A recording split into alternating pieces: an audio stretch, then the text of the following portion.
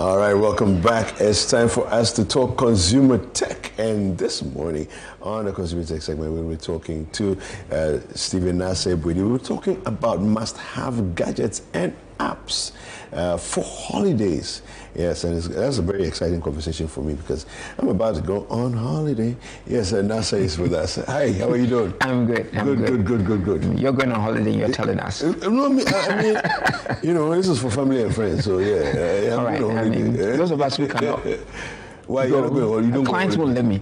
How about you? You can do the clients from anywhere. You can work from. No, I'm just kidding. Yeah. But you're welcome. Thank you. Good to see you, Chris. Thank you. Yeah. So what do we need to know? Let's get into it. The holidays are coming. Even in Ghana, we still have summer holidays. Yeah. So we encourage people to travel around.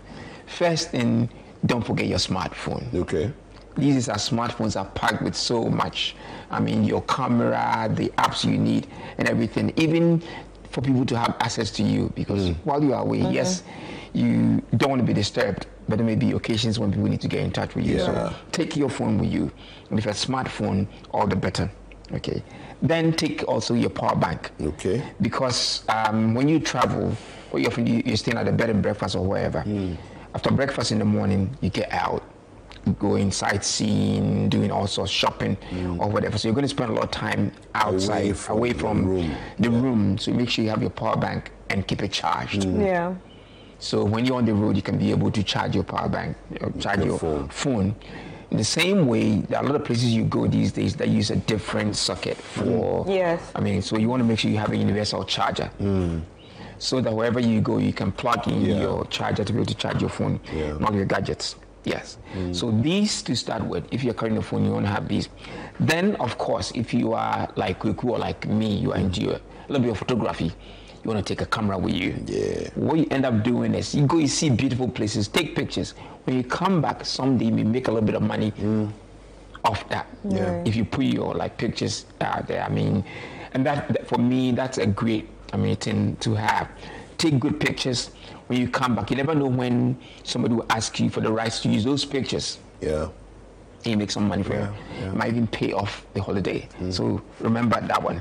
And for some people, if you're going, let's say in Ghana, for example, if you're going to the Kwao Mountains or going wherever to Volta or wherever, if you want to, you can take a set of pair of binoculars with you. Okay. So you can see, a lot of things, see them bigger. So these are like basic things you want to take with you. They are not, the camera and binoculars are not essential. But if you have them, they enhance the experience. Right. Yeah. Then, of course, let's get into some other gadgets. These days, you can't go anywhere and you can't spend a day without listening to music. Right. Yeah. So you need a good pair of earbuds. Yeah. So, even on the train or on the bus, or even while you're walking through the, forest or wherever, you can be playing some music in your ear. It enhances the experience. Okay, so don't forget that. And there's so many out there these days. There's an app I want to throw in there, WhatsApp. We do so much with WhatsApp. Yeah. With WhatsApp, it means wherever you travel, you don't need to buy a local SIM. For example, as long as you have Wi-Fi, you can make calls back home and do all those things. You can also be messaging people. So it keeps you in touch with everybody, which is great. For me, it's very, very good.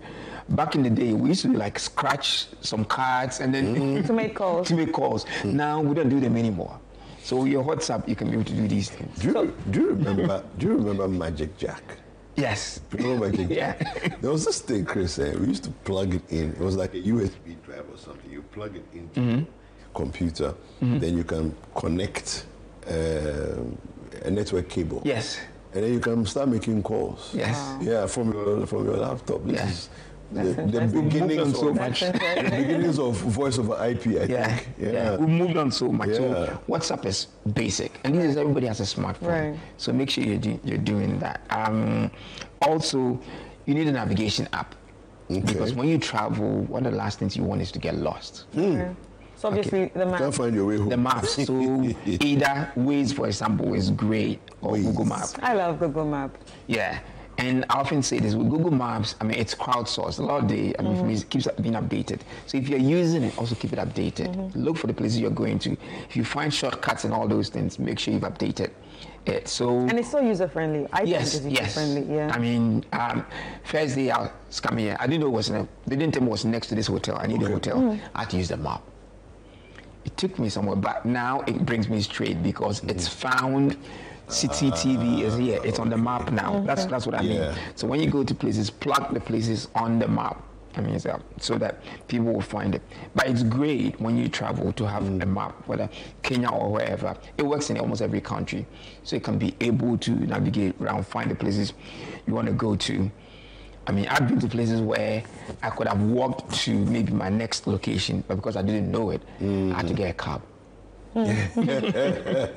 So you can save on some of these things. I mean, all those things. I mean, if you have that also, there are also what we call like local transport apps. I mean, back in the day, if you went to London when we were in school to go and work, as soon as you get there, a couple of things they'll give you: your travel ticket, like your bus pass and train pass. They'll give you A to Z. So you can be able to, and you needed to know map reading. Yeah. A to Z was something. It was just like, you know, and the interesting thing is that those of us who got the opportunity to go for a few weeks and came back with an A to Z, it's like it was your stamp evidence. of authority that I went to Babylon. Babylon song. Yeah, you had a pair of jeans. Oh yeah. Yeah, so we used to do that. But today there's something we call like the London, bus app. So the bus app will even tell you the different buses, the stops they are on, the routes they are on. So somebody say, bus 266, for example. What's the route? When can I catch the bus? Yeah. Especially when you're in London. So it just keeps you informed. Keeps you informed. Yeah. During the winter, I don't want to go and stand at the bus. And be waiting. Stop waiting. Yeah. Okay, because you may have missed the bus by, let's say, 30 seconds, and it won't. Another one won't come back till like the next hour. It keeps you informed. You can know your route. Plus, if you miss the bus, you can know where you can do your make your connections. Same as the tube map. Yeah. It's also an app that you can have, and you can use all these very, very well to get around. Most cities have these. So if you're traveling abroad, make sure you have these. Okay.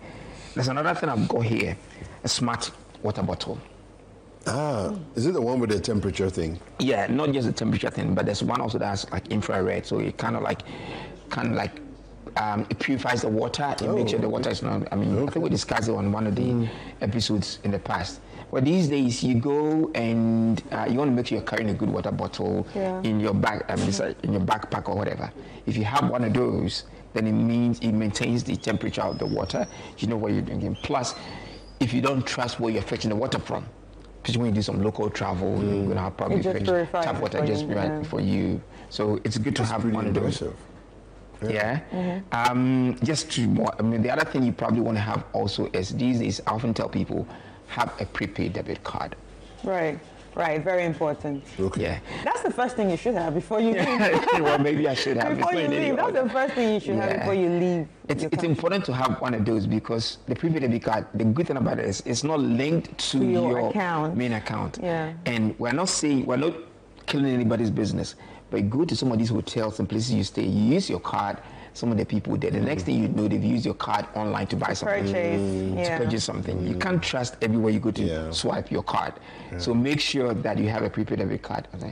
Plus, when you go out, you travel, there's so many things you see. You may be tempted to do shopping and overshop. But if you took only a prepaid debit card, it means you're limited. You're limited, So you don't have to overshop. I mean, so it's very, very good. Last one I've got here is a VPN. VPN. A virtual private network. This one, I need to understand it. Because I still don't understand people. Okay, so for example, if you're into football, I'm into football. Sometimes there's an interview, like let's say Sky Sports will put on Twitter. You want to watch it. As soon as you click on it, say no, it's not available in your local area. Your local area. So you use the VPN to actually set up another to hide your local area. You switch local areas. Yes. I see. Okay. So, I mean, if you're into your football like me, you go on holiday, but you still want to watch your Liverpool like we do, or watch whatever. You want to make sure that with a VPN, I mean, it hides, where you are. You can still be using the local network that you're on that allows you to watch these things. So that's a good one to carry with you. So what about the Airbnb? Okay, the app. Or, yeah. I mean, that's why I said if you have your phone, there's so many apps. We can talk about that as one of the apps as well, because you probably won't book everywhere you want to visit. So let's say you came to Ghana, you had booked to stay somewhere in Accra. Then just from conversation with people, you say, oh, so you must go and see Kumasi. Yeah. So you decide to go to Kumasi. With the Airbnb app, you can easily book it. Within minutes, you secure the place, you can go. That's why it's important to have a smart, phone, have all the apps. So Airbnb is one of the apps that you need, for example. I mean, if you're in London, for example, you also need your smartphone, because these days, even some of the services you need, even transport, opening the, underground, it's contactless. So you touch it with your phone, and straight away it opens it for you. Or even these days, there's stories about people who travel, even boarding tickets are here. So you need to touch. Wait, so you're saying that, I was in Brussels and Paris a few months ago. Okay. So you're saying that literally, if my phone was set up for it, I can actually just tap. Yeah. And it deducts the payment so that I have direct access. Yes. So I don't need to worry about go to the counter, buy a ticket, whatever. I just tap and then you move. Yeah. Contactless. Or even boarding. So a boarding pass. A boarding pass could be here. Wow. So those of us who travel a lot, these days you don't see queues a lot at the terminals, at the gates, for example. Everybody goes in, as soon as you're ready, just tap. Oh, I see. Yeah. Wow. So these are all things on your smartphone that you need to have. I need to get out more. You can even talk about even if you want to enjoy your movies, for example. With your smartphone, you've got Netflix on it. You can watch it anywhere. In your hotel room, you can connect it to your smart TV and you watch you can watch your CNR. Yeah. And I find it interesting, just to talking about watching on the go. Yeah. HD Plus has this function where once you have HD Plus at home, you can watch from your phone. You can watch from your phone, from the app. Yeah. Everything that's happening live on HD Plus, you can watch it on your phone. Yeah. That's pretty. And you can change channels, as well, just like a TV. Yeah. Yeah, it's pretty impressive. So there's so much. The key thing is like I said, your smartphone is a hub, and it's got so much packed into it. Make sure you have all that you need in it. And plan. If you plan your trip, you know which gadgets to take, everything you need to take along. You won't struggle while you're away. Yeah. One of the things I think, I'm looking at this list, I'm thinking, okay, a smartphone, there's a lot in there already, but I think smartphone and first universal charger, and then power bank. Yes. With that, very key. You're pretty much sorted because payment systems, everything can all be on the phone. Yeah. And that can be your one-stop, hub for managing everything.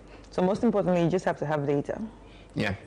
So you can access. Well, depending on where you go. Exactly. These days, abroad in Europe, a lot of places there's free Wi-Fi. Yeah, free Wi-Fi and all. That's what I found, and I found it interesting because you see, in Ghana, the high-level hotels have Wi-Fi, free Wi-Fi in their lobby, and it's free in their lobby. Even the restaurants. The restaurants are getting into that now. But in Europe, you can literally even be walking on the street and somebody's Wi-Fi is on there. You can literally connect, do whatever you have to do, and keep moving. Public one. Yeah, so it's. I think it's just because data is less expensive on that side. Yeah. But in my industry, marketing, where you find like a lot of these places, they use that to capture some data. Yeah. And that data is priceless. So before you know, people are marketing things. Don't be surprised.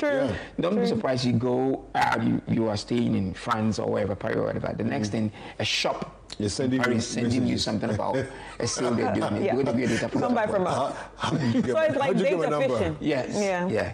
Well, as long as they, kind of comply with the data protection regulations. That's why you find that at the bottom they'll have something like, if you don't want to receive anymore, click here to unsubscribe. Which we don't do in Ghana. We don't do it. They just bombard us with messages that we don't want.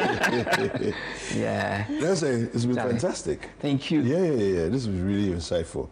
Now I can go. Let's go out there. Let's travel. I can go and pack. Even in Ghana, let's act the Ghana economy. Yes. I was gonna say that. Like, it's not just about traveling outside Ghana, but there are other places that you can actually practice this in Ghana. And every city you spend in a village somewhere, you add to that village economy. Right. Yeah, it's true. True. You know. Thank you very much. Thank you. All right. Well, we've been having this conversation with Stephen Nasebwede. He's a digital marketing consultant. And how can people get in touch with you? At Nase on Twitter. At Nase on Twitter. You heard that. At Nase on Twitter. Well, this has been a Consumer Tech Segment. Don't go anywhere. We'll be right back.